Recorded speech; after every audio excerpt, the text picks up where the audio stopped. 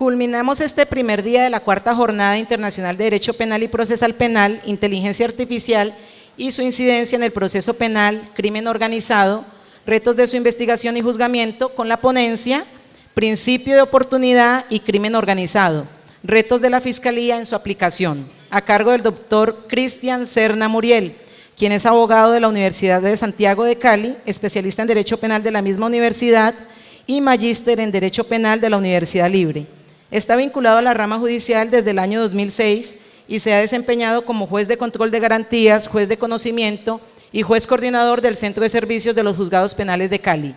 Actualmente es el juez 32 penal municipal con funciones de control de garantías de Cali. También es profesor de pregrado y posgrado en áreas de Derecho Penal y Derechos Humanos. Participa como capacitador en los cursos de principio de oportunidad ofrecidos por el Departamento de Justicia de los Estados Unidos a través de su agenda OPDAT. Doctor, bienvenido. Bueno, buenas tardes. Muchas gracias por permanecer todavía en sus sitios, atendiendo la jornada tan extensa. Muchas gracias a la Sala Penal, en cabeza de su presidenta, la doctora Ana Julieta Argüelles, por la invitación a participar en este foro.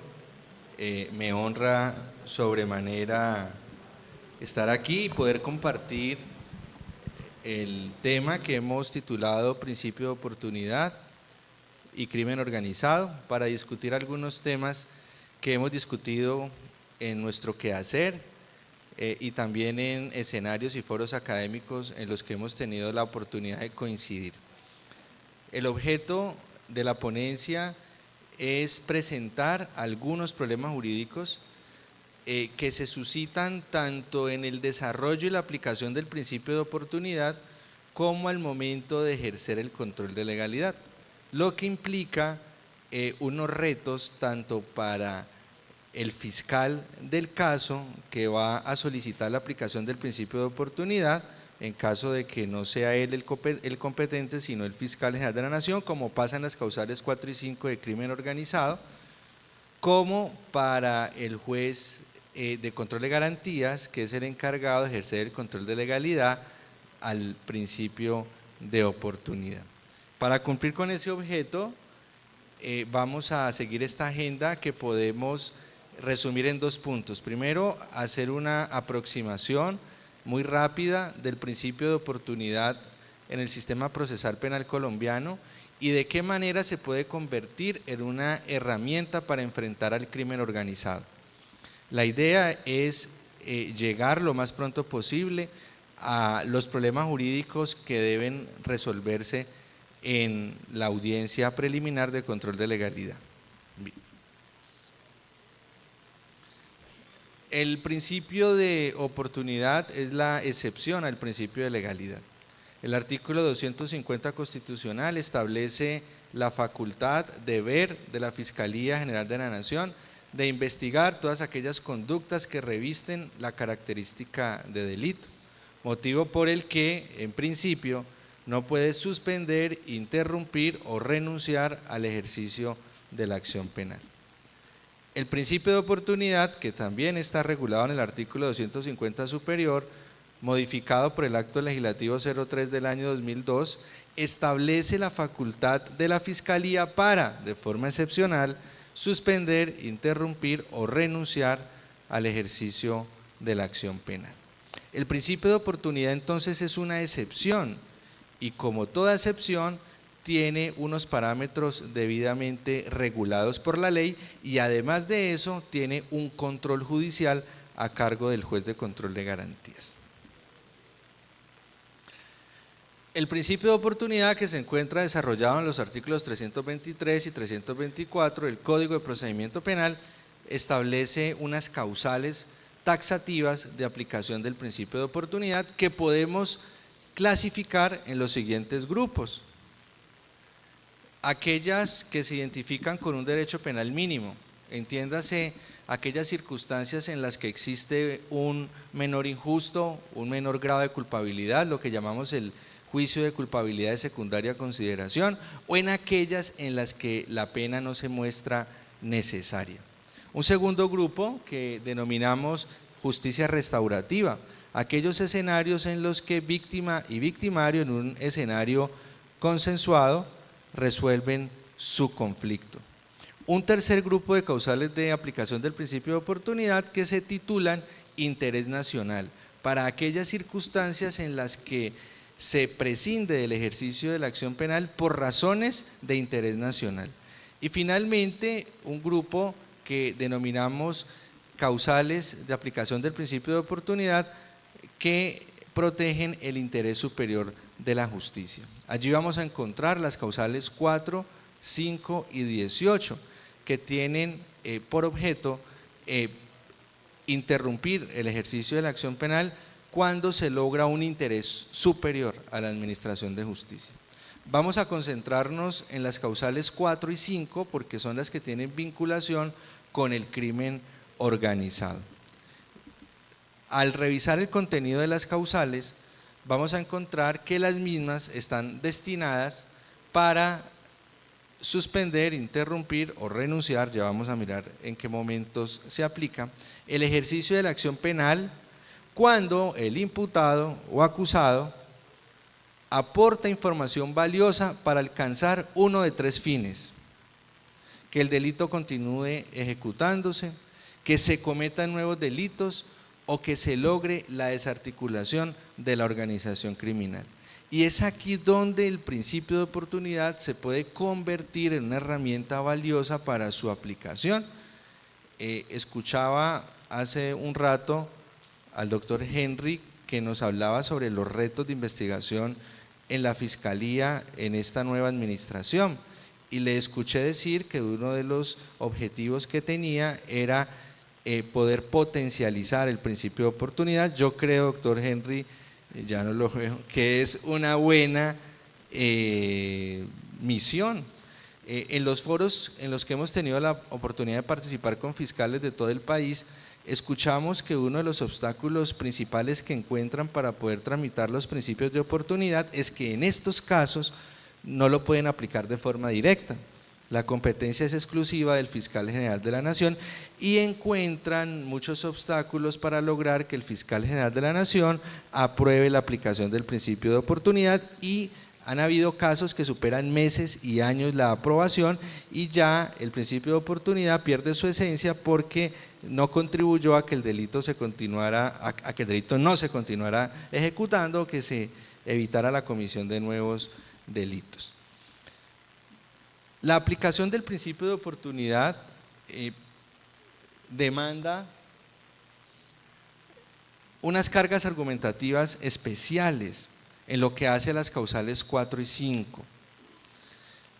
El principio de oportunidad es por excelencia una excepción, ya lo vimos. Además de eso, las causales 4 y 5 tienen una rigurosidad superior a las demás causales. En las demás causales se prescinde del ejercicio de la acción penal porque no hay necesidad de pena, bien sea por un menor contenido del injusto, de la culpabilidad o por una reparación consensuada en el marco de la justicia restaurativa.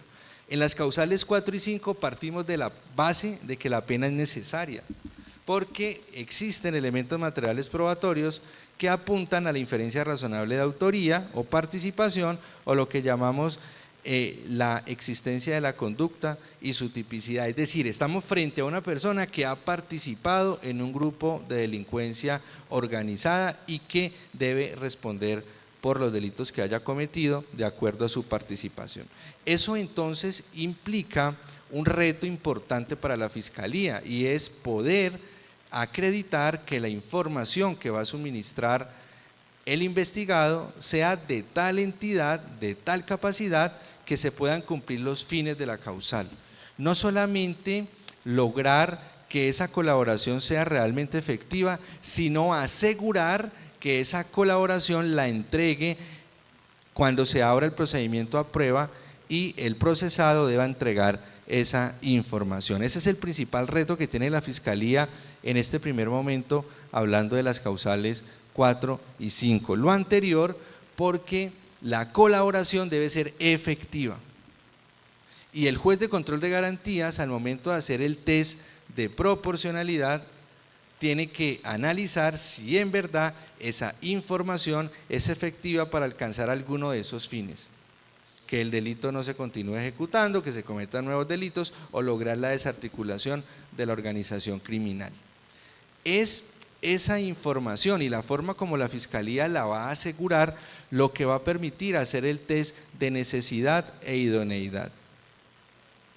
Una vez podamos superar esa etapa en la que la Corte Constitucional, en la C095 del 2007, si bien no se ocupó directamente del tema, porque la Corte en esta sentencia se ocupa de los derechos de las víctimas en el proceso penal, sí tuvo la oportunidad de referirse al principio de oportunidad, y como pueden ustedes observar, la Corte establece que el principio de oportunidad debe aplicarse siempre que la colaboración sea efectiva y siempre que no se constituya en una burla para la administración de justicia. Otra de las particularidades que tienen las causales 4 y 5 son que la Fiscalía no puede aplicar directamente la modalidad de renuncia, y eso es la diferencia de las demás causales, en las que es posible que la Fiscalía pueda acudir directamente a la aplicación del principio de oportunidad en la modalidad de renuncia. En estas, la Fiscalía debe acudir primero a la aplicación del principio de oportunidad en la modalidad de suspensión, lo que indica que la actuación en contra del investigado beneficiario del principio de oportunidad se suspende. Y esto ha generado algunos de los problemas jurídicos que vamos a desarrollar en la ponencia. La actuación en contra del beneficiario del principio de oportunidad se suspende. Entonces surgen dos preguntas. ¿Qué sucede con la privación de la libertad de esa persona? ¿Debe recobrar la libertad como consecuencia de la aprobación del principio de oportunidad en la modalidad de suspensión? ¿Qué sucede con los términos de prescripción de la acción penal? Esa es la segunda pregunta. Como se suspende la actuación, entonces nos preguntamos qué pasa con los términos de prescripción. Un tercer problema es analizar si es jurídicamente viable aplicar el principio de oportunidad antes de la formulación de imputación. Y finalmente vamos a tratar, quizá este es el problema jurídico de más actualidad, la competencia del juez de control de garantías para resolver el control de legalidad. Vamos entonces con el primero de los problemas jurídicos. ¿Procede la libertad cuando se aprueba el principio de oportunidad en la modalidad de suspensión? Se han podido identificar al menos tres posturas. La primera, el procesado debe recuperar inmediatamente su libertad como consecuencia de la suspensión de la actuación. Se parte de la base de que como se suspende la acción penal, no existe fundamento para mantener la medida de aseguramiento y por lo tanto se debe restablecer el derecho a la libertad. Hay una segunda postura y es, no puede recuperar la libertad porque entonces ¿cómo garantizamos que la persona cumpla con el deber de declarar en juicio y lograr la desarticulación de la organización criminal? Esta segunda postura entonces apunta a que la persona debe permanecer privada de la libertad hasta que cumpla con el compromiso de declarar merced al acuerdo celebrado con la Fiscalía para la aprobación del principio de oportunidad. Y una tercera postura, que podríamos llamarla la postura alternativa, según la cual parte de la base de que la persona debe continuar privada de la libertad, pero que en todo caso no puede exceder los términos máximos de duración de la detención preventiva. Consideramos que esta última tesis es la más plausible, de acuerdo no solamente al marco normativo interno, sino al bloque de constitucionalidad y a la jurisprudencia tanto de la Corte Constitucional como de la Corte Suprema que vamos a analizar.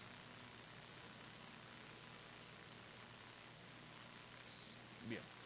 La Ley 1312 del 2009 modifica la causal quinta del artículo 324 y el legislador se ocupa de definir con claridad que los efectos de la aplicación del principio de oportunidad se suspenden hasta tanto el procesado colabore con la justicia y declare en juicio para lograr la desarticulación criminal. Esto entonces nos indica que para el legislador es claro que no se puede ordenar la libertad en ese momento. La Ley 1908 de 2018, que recordemos crea unas reglas especiales para la investigación y juzgamiento en casos de grupos de delincuencia organizada y grupos armados organizados, adiciona al Código de Procedimiento Penal el artículo 317A, que regula las causales de libertad en el contexto de grupos de delincuencia organizado y grupos armados organizados. Allí, el principio de oportunidad continúa apareciendo como una causal de libertad, pero solamente cuando se aplica en la modalidad de renuncia. Con esto entonces consideramos que no hay discusión en el sentido de que la persona debe continuar privada de la libertad, máxime si se trata de una persona que pertenece a un grupo de delincuencia organizado o a un grupo armado organizado. Sin embargo, y por eso apoyamos la tesis alternativa, esa privación de la libertad no puede exceder el máximo de duración de la medida de aseguramiento, que en casos de GDO son 3 años y en casos de GAO o grupos armados organizados son 4 años. Este término parece extenso, ¿cierto? Pero lo que la práctica nos ha enseñado es que de aquí a que la persona pueda declarar en el juicio pueden pasar bastantes años. Ustedes saben que las dinámicas de los procesos que se adelantan en contra del crimen organizado, por la cantidad de procesados y la cantidad de defensores, no avanzan al mismo ritmo que avanzan los procesos que se adelantan por delitos comunes, y es perfectamente posible que se puedan vencer los 3 años y que la persona no haya sido llamada a juicio. Esta tesis, como lo dijimos, tiene un marco normativo amplio. Si revisamos la Declaración Universal de Derechos Humanos, la Declaración Americana de Derechos Humanos, el Pacto Internacional de Derechos Civiles y Políticos y la Convención Americana de Derechos Humanos, en sus artículos 9 y 7 respectivamente, establecen el derecho a ser juzgado dentro de un plazo razonable. Esa teoría del plazo razonable la trae la Corte Interamericana del Tribunal Europeo de Derechos Humanos y la desarrolla ampliamente en la jurisprudencia en casos como los que tenemos aquí en la diapositiva. La Corte Constitucional nuestra también, desde su origen, ha sido insistente en la necesidad de que el legislador establezca límites claros a la duración de la medida de aseguramiento, al punto que muchos de los logros legislativos que hemos logrado en esta materia ha sido por las decisiones de la Corte Constitucional. Por ejemplo, las leyes 1760 del 2015 y 1786 del 2016 son una clara muestra de lo que estamos diciendo. No teníamos un término de libertad que contara los términos a partir del juicio, empezaba el juicio y no había un término límite de duración de la medida de aseguramiento, y tampoco teníamos un término máximo de duración de la medida de aseguramiento. Hoy en día podemos decir que tenemos ya unos términos legales establecidos y ha sido fruto de esa línea jurisprudencial de la Corte Constitucional que empieza con la C-301 del 93 y que se extiende hasta la C-221 del 2017 y la C-342 del mismo año. La jurisprudencia de la Corte Suprema de Justicia también ha sido, es actualmente pacífica, ha tenido variaciones, pero desde el año 2015 se ha mantenido pacífica. Recordemos los casos de la Ley 733 del 2002, esta es la ley que regula los procesos en los que se cometen delitos de secuestro, extorsión, terrorismo y conexos. Había una prohibición general según la cual cuando se trataba de estos delitos no se podía conceder ningún beneficio legal, judicial o administrativo. Y los jueces empezamos a entender de que la libertad era un beneficio y que por lo tanto no se podía conceder la libertad provisional por vencimiento de términos. La Corte Constitucional, la Corte Suprema de Justicia, en la STP 8442 del 2015, recoge esa línea, porque la Corte había defendido esa línea, la recoge y concluye que el derecho a ser juzgado dentro de un plazo razonable no es incompatible con los fines de la justicia,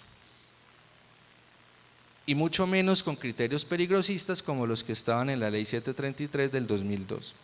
Un año después, la Corte, manteniendo esa misma línea, modifica el criterio que tenía para los procesos que se adelantaban en contra de niños, niñas o adolescentes. Recordemos que el artículo 199 de la ley 1098 del 2006 establecía la misma prohibición genérica. En casos de delitos en contra de menores de edad no se podrá conceder ningún beneficio legal, judicial o administrativo. En la práctica se negaban las solicitudes de libertad provisional por vencimiento de términos, hasta la STP 6017 del 2016, donde la Corte Constitucional, confirmando el criterio que había empezado un año antes, dice con claridad que el derecho a ser juzgado dentro de un plazo razonable no es incompatible con los derechos de las víctimas menores de edad. Por el contrario, a las víctimas también les interesa alcanzar la verdad, la justicia y la reparación de forma rápida, al igual que a la justicia o al interés de la justicia les conviene resolver el problema que ha sido sometido a su consideración de forma rápida. De forma más reciente, con las STP 6504 del 2020 y STP 2827 del 2023, la Corte Suprema de Justicia tuvo que resolver los casos en los que la persona manifestaba su decisión de allanarse a cargos o celebraba preacuerdos con la Fiscalía y por mora judicial no se verificaba la aceptación de cargos y se vencían primero los términos procesales. Hay casos en los que el juez de conocimiento no verifica el allanamiento o el preacuerdo y se vencen los términos máximos de duración de la detención preventiva. La Corte en estos casos dice que en esos casos, cuando se vence el límite máximo de duración de la medida de aseguramiento, así la persona haya manifestado la voluntad de aceptar cargos, pero si los términos se vencen porque el juez no verificó el allanamiento o el preacuerdo, debe concederse la libertad. Por eso concluimos que no existe ningún límite que afirme que la detención preventiva debe continuar más allá del término máximo de duración de la medida de aseguramiento. Por lo tanto, consideramos que ese primer problema jurídico lo podemos resolver acudiendo a la teoría del plazo razonable, si queremos, aunque yo insisto que hoy en día tenemos ya unos plazos legales definidos en la ley y ya no tenemos que construir el plazo razonable a partir de la jurisprudencia de la Corte Interamericana. El segundo problema jurídico, que lo tenemos también a manera de pregunta o lo planteamos a manera de pregunta, es qué sucede con los términos de prescripción cuando se aplica el principio de oportunidad en la modalidad de suspensión.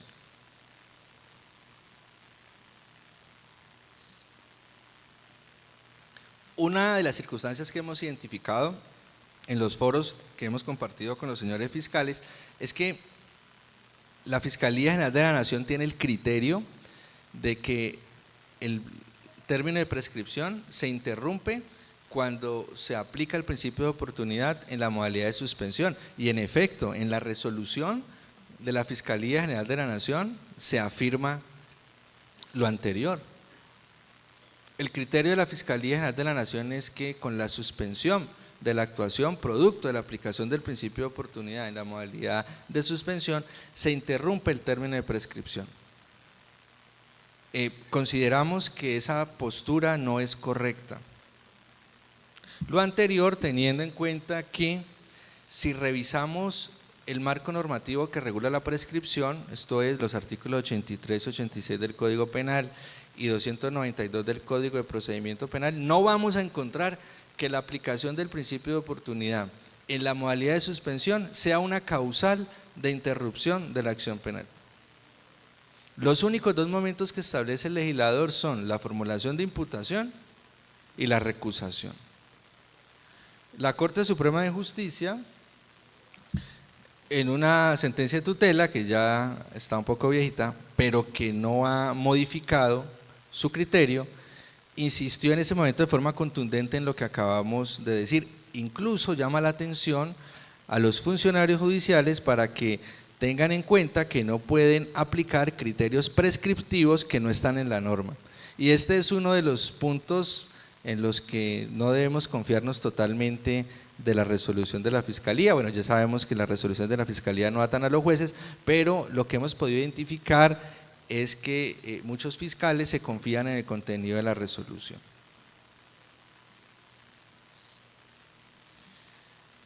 El tercer problema jurídico que hemos seleccionado para traer a la ponencia es el momento procesal a partir del cual se puede aplicar el principio de oportunidad.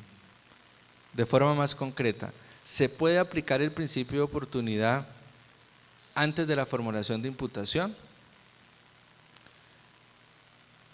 Lo que hemos encontrado al escuchar a los fiscales es que han encontrado un obstáculo para aplicar el principio de oportunidad antes de la formulación de imputación en el contenido literal.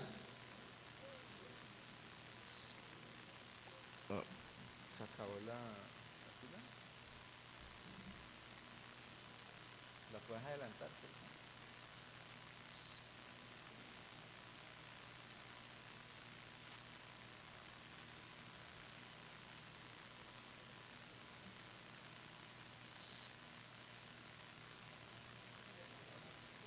¿Se frizó? Oh.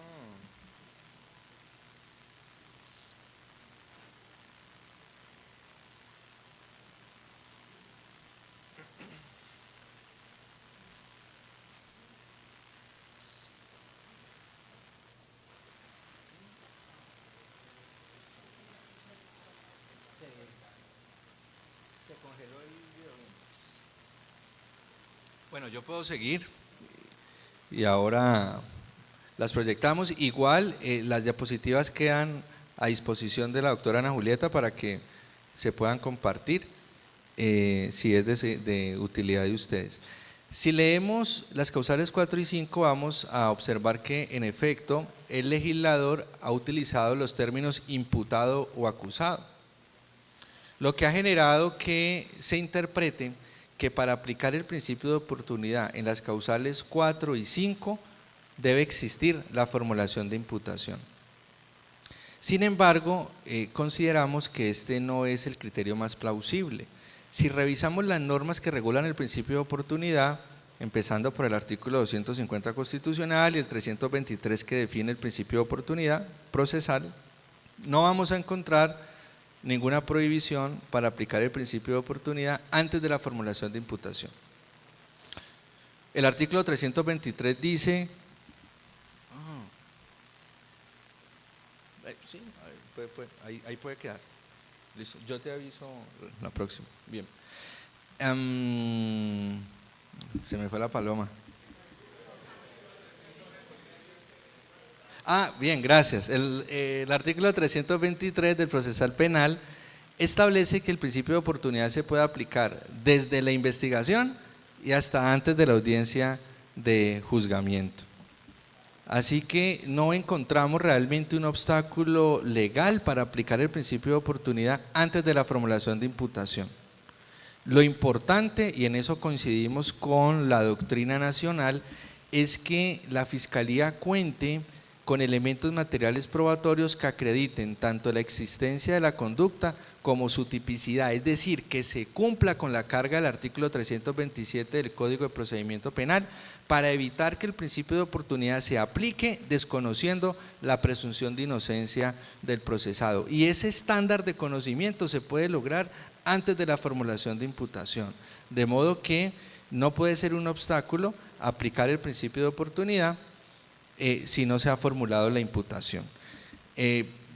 La doctrina ha sido mayoritariamente coincidente con esta posición para que puedan consultarla si es de su interés y no vamos a encontrar en la doctrina tampoco un obstáculo para poder aplicar el principio de oportunidad.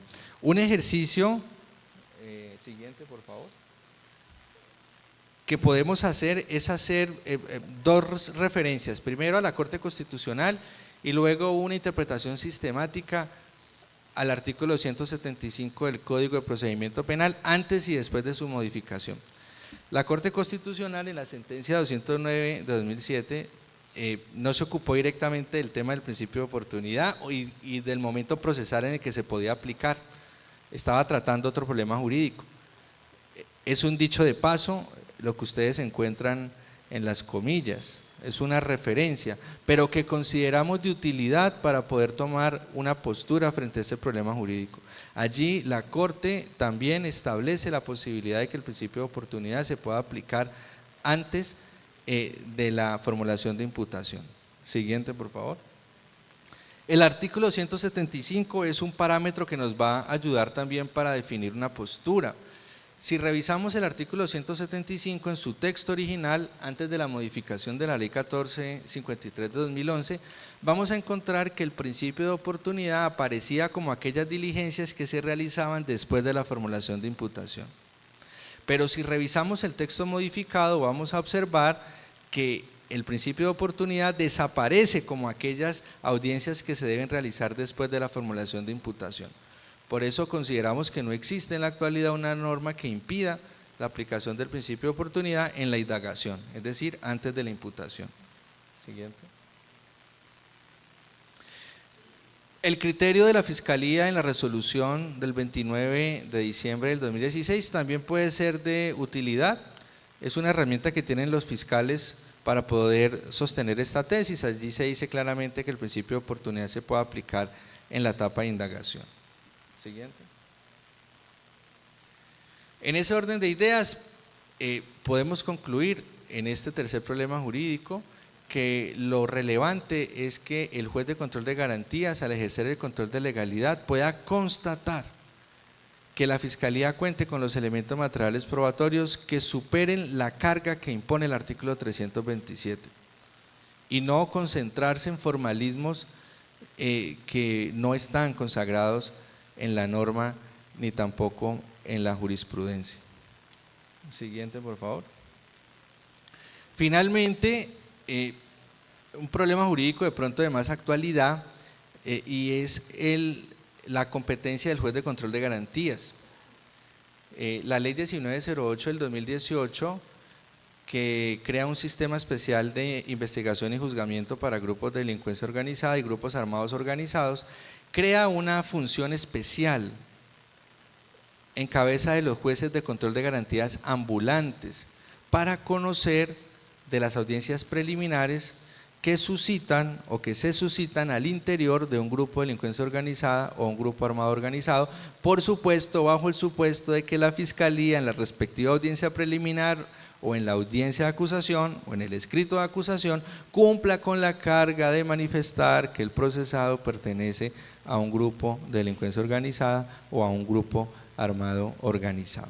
El artículo 26 de esta ley define esa función especial y el Consejo Superior de la Judicatura, con base en esta ley, ha venido promulgando una serie de acuerdos con los que se regula la competencia territorial de los jueces de control de garantías ambulantes. Con este acuerdo, que es el 12137 del 22 de enero del 2024, se define la competencia territorial de estos jueces ambulantes.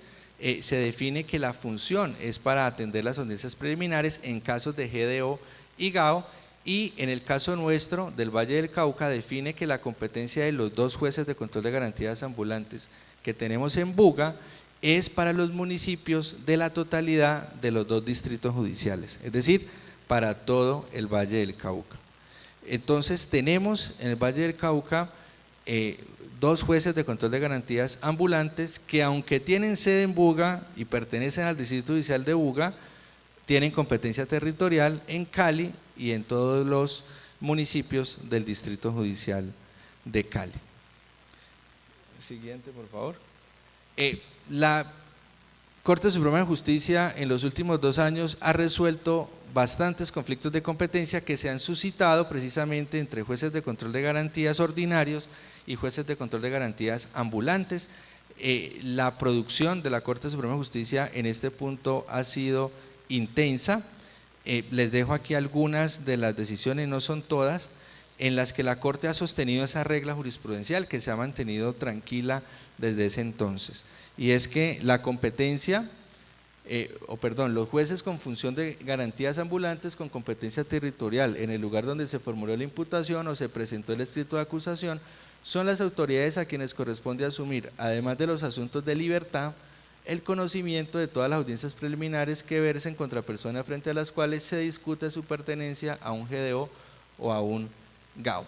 Esto es importante entonces, siguiente por favor, para definir el fiscal que va a someter a control de legalidad ante el juez de garantías el principio de oportunidad, pues verificar si ha cumplido previamente con los presupuestos de comunicarle a la persona que pertenece a un GDO o a un GAO, pues entenderá entonces que la competencia radicará en el juez de control de garantías ambulante.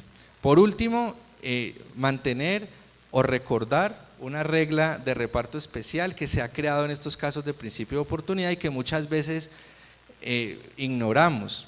El Consejo Superior de la Judicatura, mediante acuerdo 11995 del 8 de septiembre del 2022, establece que al juez de control de garantías, a quien le correspondió por reparto en primera oportunidad resolver sobre la aplicación del principio de oportunidad en la modalidad de suspensión, es el competente para resolver las vicisitudes que se presenten en adelante.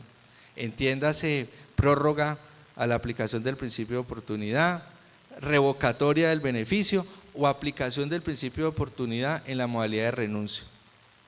Bien, eso es todo. Muchas gracias a ustedes por su atención, a la Sala Penal por la invitación. Muchas gracias.